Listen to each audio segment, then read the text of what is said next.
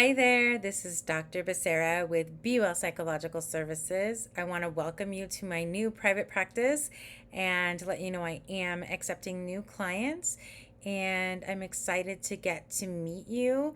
And I want to let you know that this is an informational blog that you'll be receiving more often than not. Now I'm going to continue making these videos just for informational content and kind of themes that I'm seeing. And in this introductory blog, I wanted to talk to you about what it means to be well. I chose my company's name, Be Well. I have my little logo up there with my bee, and there's a lot of significance with bees and being well. And I'll get to some of that. You can also check out my website if you want to be inspired on some of the content about why the bee. But this is not about the name of my company or me. This is about you and what you need. And so when I see clients, the major thing that I see is people want well-being. They want to be well. They want to feel better. What does that look like? That means I'm feeling depressed, I'm feeling anxious, I'm feeling all of these emotions. I'm feeling angry, I'm feeling grief, all of these different emotions, and I don't know how to handle them. So, what being well looks like and how to take care of ourselves to get to the psychological piece of it is starting from the beginning. And that means before it even gets that far, we want to be looking at being well. How are we helping ourselves to be well? And that is through exercise, hydration. We know that physical health and mental health are highly correlated. So we want to be able to have that in the back of our mind and practice those things in our lives.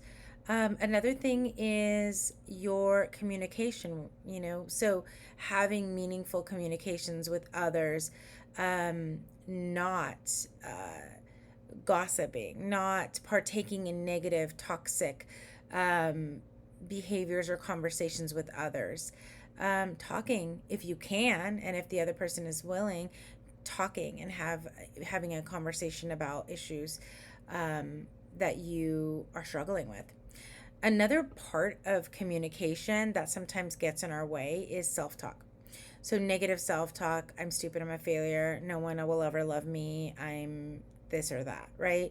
So those types of language, barriers, they get in our way, and they just reinforce how bad we feel about ourselves, and they're not good for anybody, and they're not good for your psychology. So we want to practice affirming language, and we want to practice good self-care.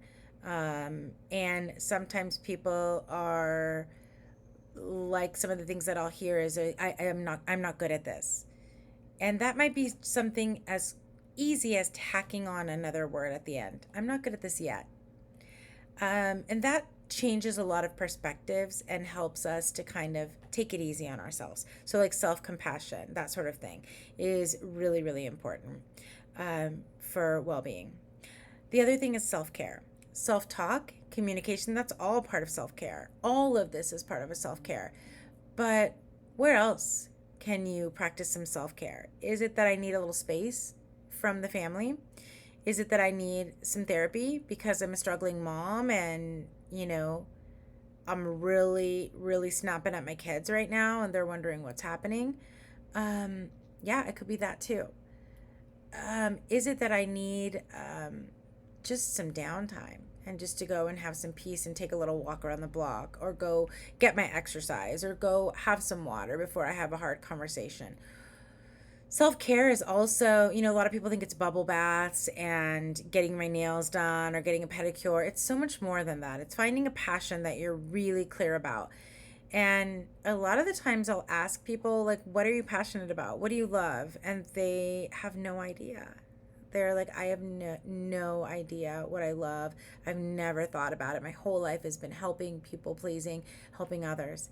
And that's kind of what I want to help you with, is to help you find goals and to help you find what you love in your life that is going to be a form of self-care that's going to help you in your mental health.